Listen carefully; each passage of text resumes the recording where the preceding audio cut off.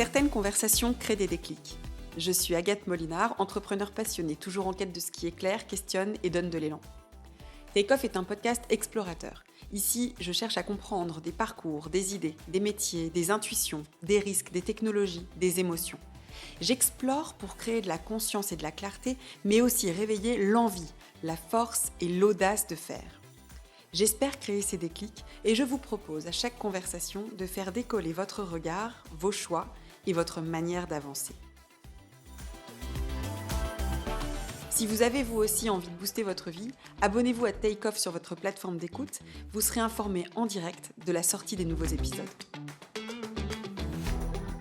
Aujourd'hui, je vous propose le tout premier focus de Take Off. Les focus, ce sont des formats courts, c'est une question précise posée à un invité.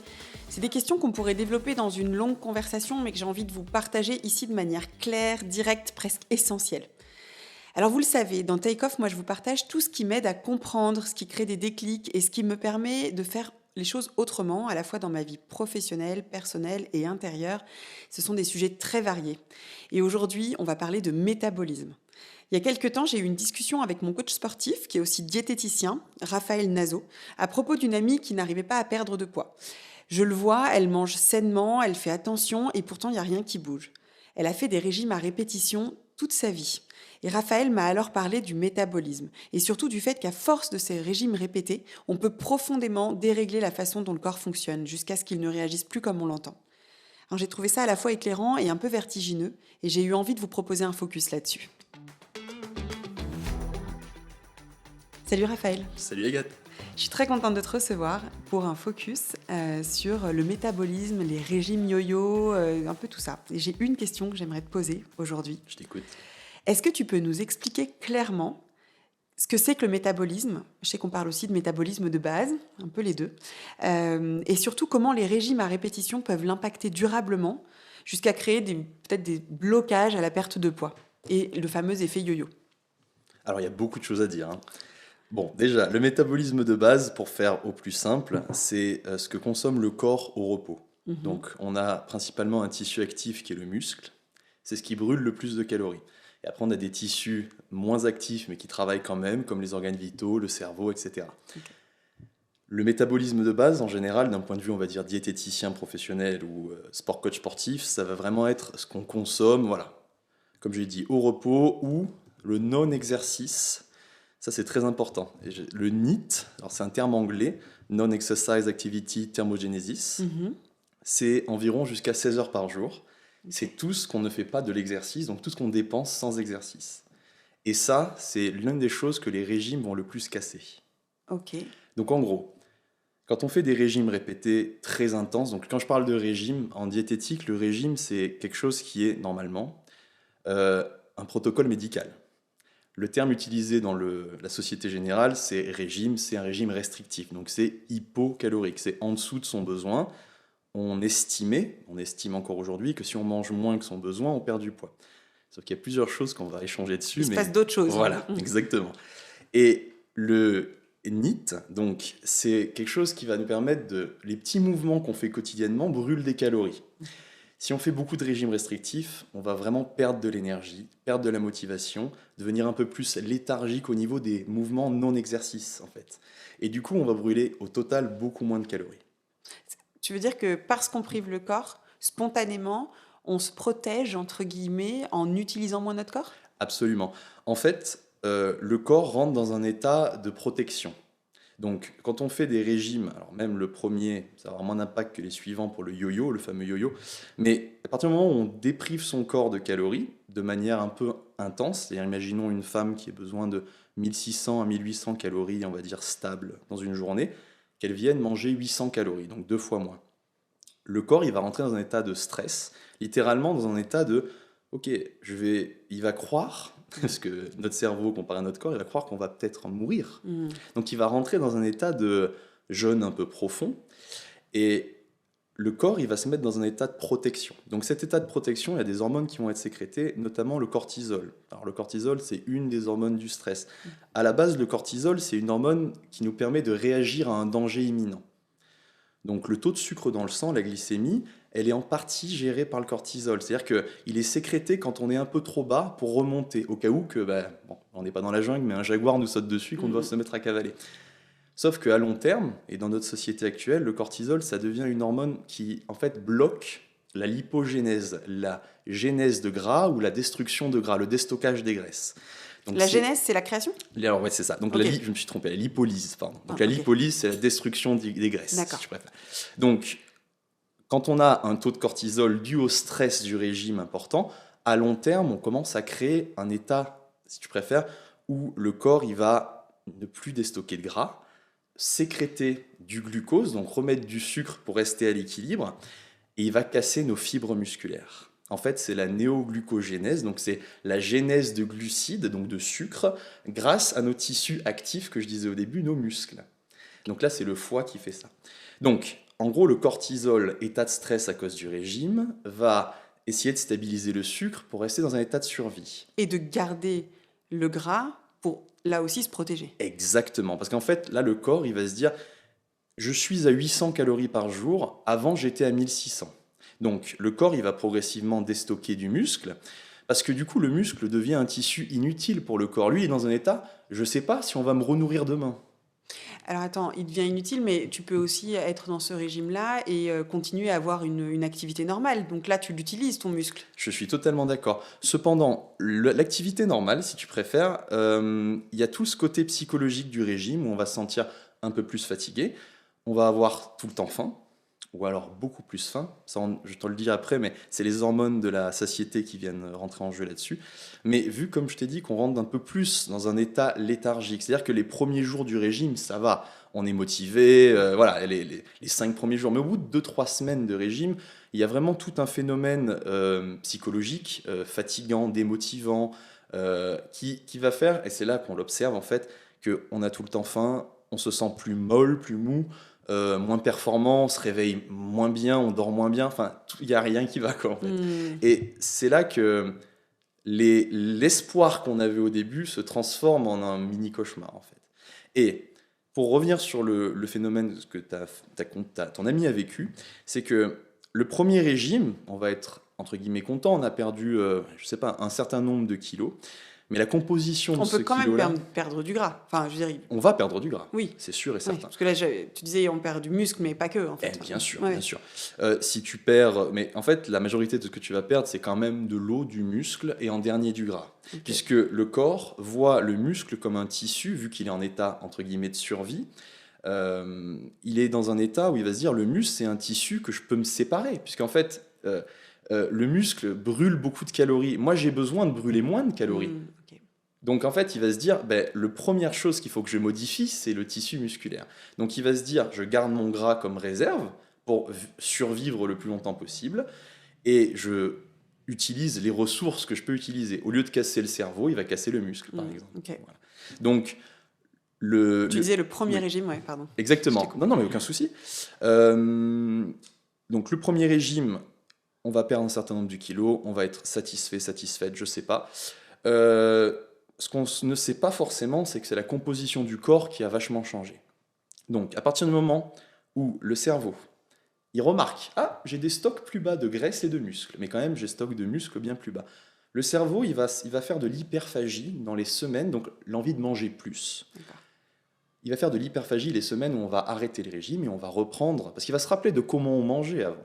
Surtout parce qu'il s'est dit, en gros, on m'a privé, j'ai trop peur qu'on me prive de nouveau, donc je stocke, enfin, il faut que je mange, quoi. Exactement. Okay. Il faut que je mange pour récupérer, parce qu'en fait, maintenant, j'ai arrêté mon régime, je vais recommencer à manger peut-être moins qu'avant, mais je vais me rapprocher de ce que je mangeais avant. On est humain, on se souvient de comment on mange, on se souvient d'une notion de quantité minimale, ce qu'on appelle à l'œil. Et même si on se dit, je vais essayer de reprendre de manger progressivement, on va quand même retourner globalement vers ce qu'on faisait avant. Sauf que notre corps, il est tombé peut-être à 800 calories, quand je prenais l'exemple d'avant. Et là, maintenant, on se remet à manger à du 1400 ou du 1600 pour aller progressivement. Donc le corps, qu'est-ce qu'il va faire ? Le cerveau hyperphagie, il va remanger ce qu'on faisait, ou alors un peu plus même, et le gras revient beaucoup plus vite que le muscle. Et c'est là le problème, c'est quand on fait un régime sans activité physique, ça a été prouvé par plusieurs études et c'est notamment scientifiquement prouvé, je te la sors. Minnesota Starvation Experiment. Ça a été prouvé que un régime restrictif sans contrainte sportive fait perdre beaucoup plus de muscles et de masse non grasse qu'on appelle que le reste. Donc en fait, cette diminution du métabolisme énergétique, elle est vraiment énorme. Et si je comprends par rapport à ce que tu m'as dit avant, en plus de ça, tu as baissé ton métabolisme puisque tu as moins de muscles, donc moins besoin d'énergie au quotidien, c'est ça? Exactement. Comme tu as perdu des muscles avec ce premier régime, Exactement. tu as besoin d'un peu moins d'énergie. Pour le coup, tu remanges comme avant, voire plus. Donc là, pour le coup, tu manges trop. Enfin, c'est ça. C'est exactement ça. Et surtout, il y a plein d'autres effets secondaires qui sont un peu compliqués. C'est-à-dire qu'on a moins de muscles, on a moins de force. On a moins de force, on est moins capable peut-être de faire ce qu'on faisait par le passé. Donc par exemple, les activités quotidiennes, en termes de motivation, en termes de se lever le matin rapidement, si on a envie de se mettre à l'activité physique, ça va être plus dur.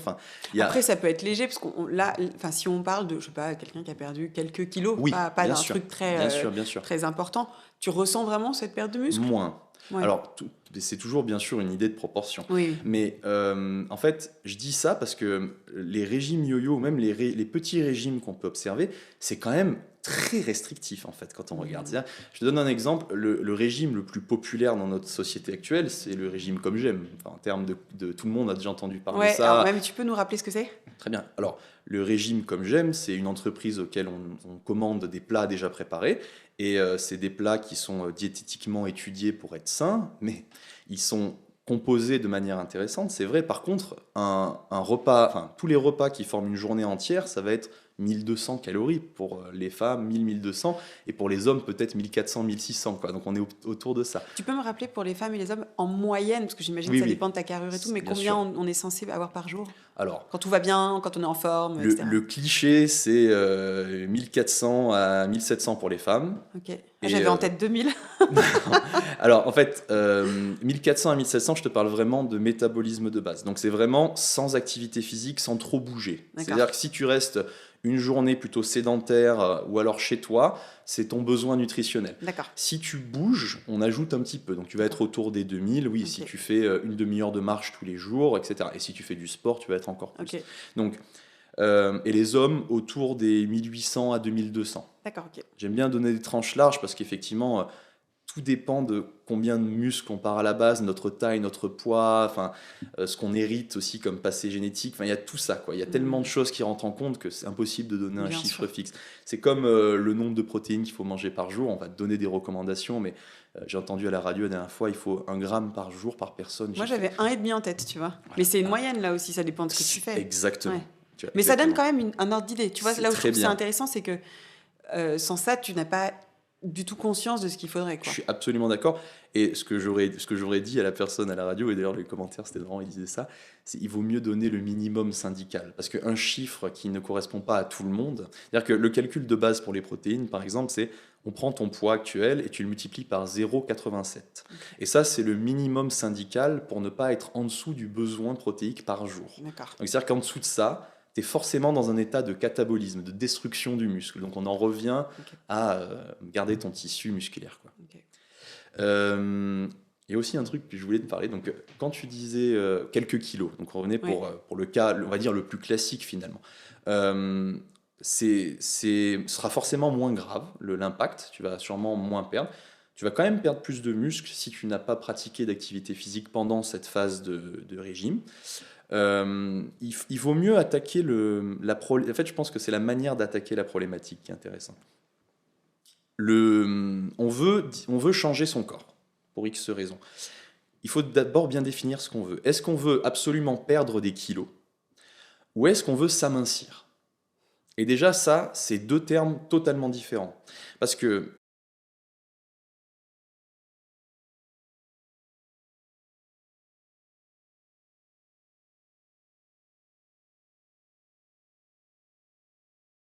l'amincissement, c'est une diminution de gras, mais pas forcément sans perdre de kilos.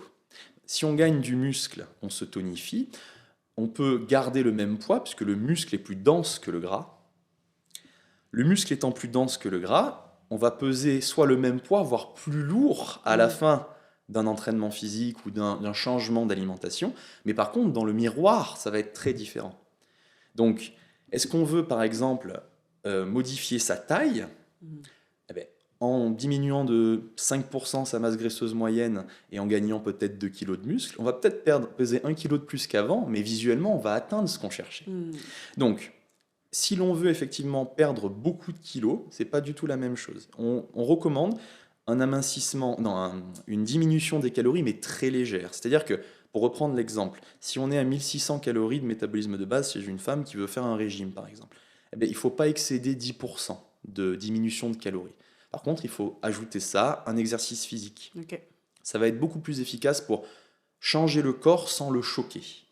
Okay. Et si on fait un régime type, alors comme j'aime, mais il y en a plein d'autres, hypocalorique plus, c'est là qu'on choque vraiment le corps. Et notamment les hormones de la satiété, ça c'est très important et c'est ce qui met le plus de temps à récupérer. La leptine, c'est une hormone qui est sécrétée quand on a fini un repas, qui envoie une information au cerveau et qui dit je suis arrivé à satiété, j'ai assez de calories, maintenant tu vas pouvoir aller bouger, aller digérer, enfin bouge quoi. Mais ton estomac a été plein, il est sécrété par ton tissu gras et par un peu l'estomac. Et il envoie l'info au cerveau, voilà, on arrête de manger, ça suffit quoi.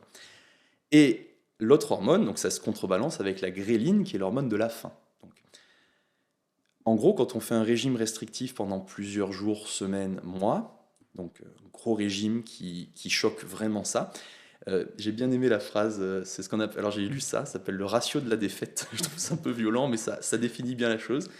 C'est moins de leptine, donc il y en a quasiment plus, parce qu'on n'est jamais à satiété, finalement on ne mange plus, et plus de gréline, on a toujours faim en permanence.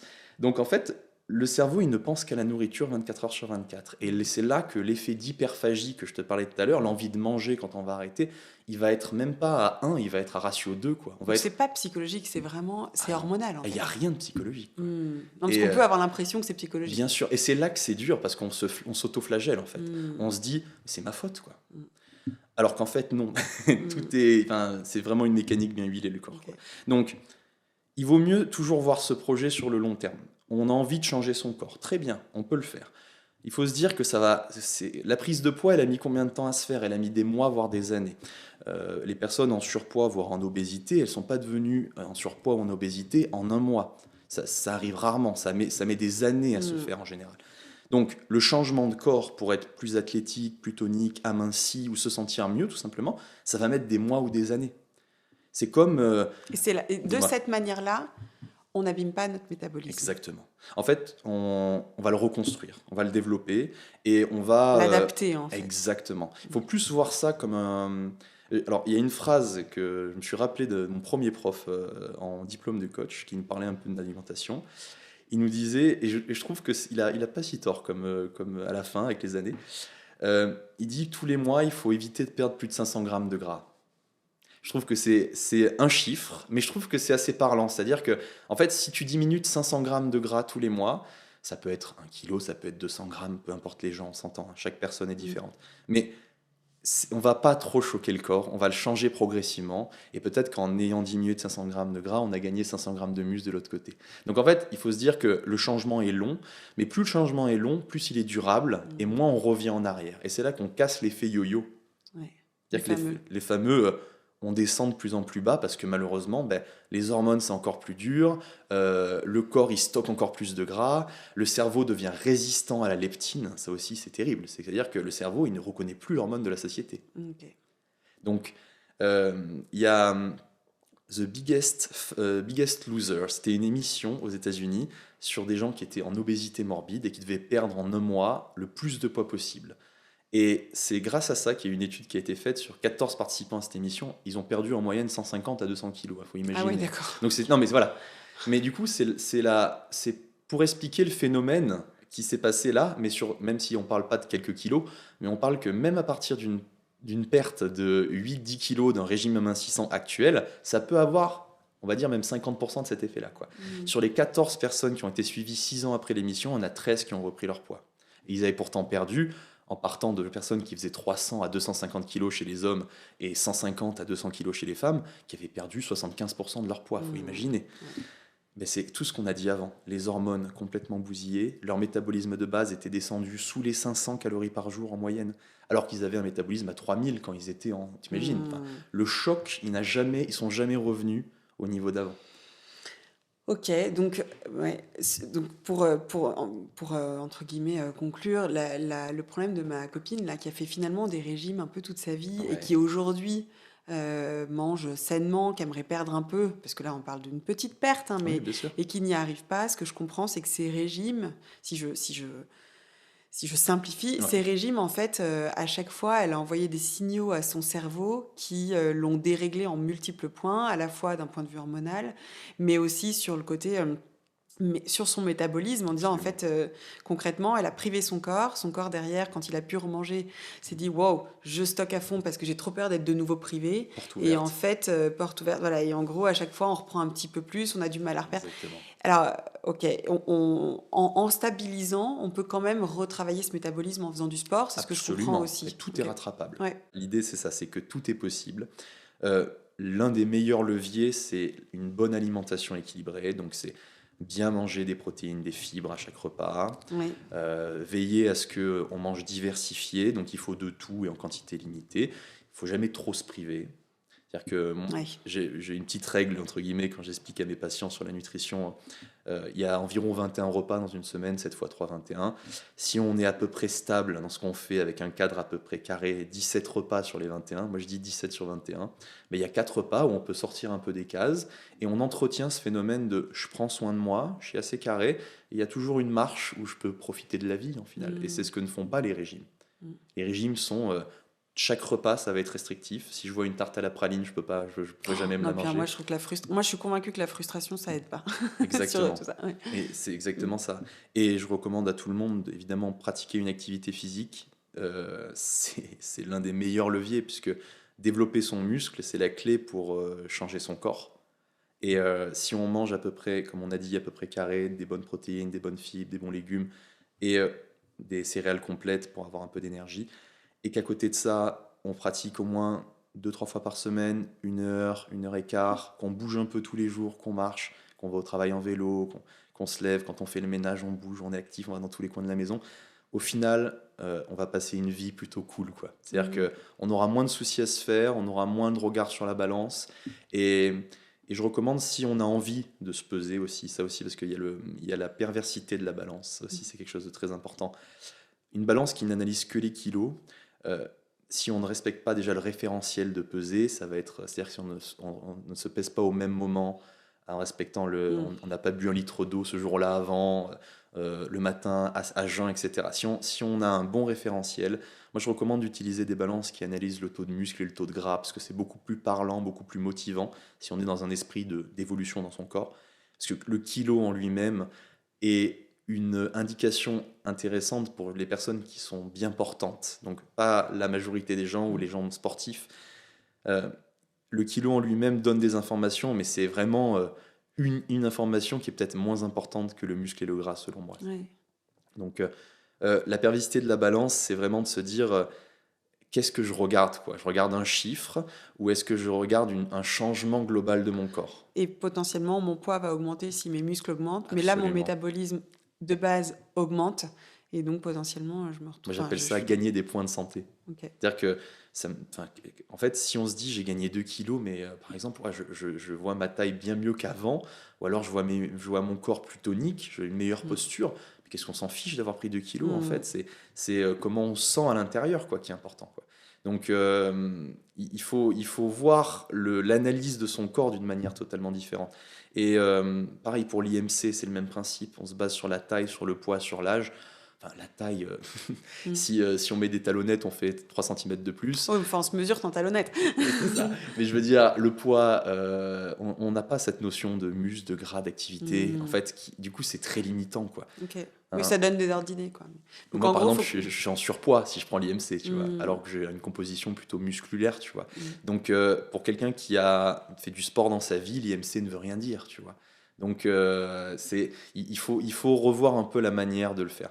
Et je recommande bien sûr à tout le monde d'être suivi une fois dans sa vie, d'aller parler à un diététicien s'il y a des questions là-dessus, parce que peu importe la personne qui nous prend en charge, mais prendre quelqu'un de diplômé, quoi. Oui, évidemment. Ok. Voilà. Eh ben merci. On va tous essayer de gagner des points de vie en ayant une relation saine à la fois à notre corps, à la nourriture, et puis en faisant du sport pour la tête, mais pour le corps aussi, et ce fameux métabolisme. Bah, c'est magnifique. Eh ben, trop bien. Merci Raphaël. Merci Agathe. Alors c'est un focus qui est un tout petit peu plus long que ce que j'avais imaginé, mais finalement c'est pas grave parce qu'il faut laisser les choses se faire et ça nous a permis aussi d'aller plus loin. Moi, ce que j'en retire, c'est il y a beaucoup de bon sens. Il faut prendre le temps aussi, faire confiance à son corps. Évidemment, faire du sport pour travailler et augmenter le métabolisme de base, ce qui permet quand même de se faire aussi plaisir derrière. Ces régimes à répétition que beaucoup font, j'ai compris pourquoi en fait ils pouvaient abîmer le métabolisme et devenir une vraie résistance à la perte de poids. J'espère que cet épisode vous a plu. N'hésitez pas à me le commenter sur vos plateformes d'écoute. Ça me permettra de savoir un petit peu ce que vous en retirez, les questions que vous vous posez suite à ça. Peut-être me communiquer aussi ce que vous aimeriez avoir comme autre sujet dans ces formats de focus. Et puis n'hésitez pas évidemment à le partager autour de vous à des personnes que ça pourrait intéresser. Merci pour votre écoute et à très bientôt.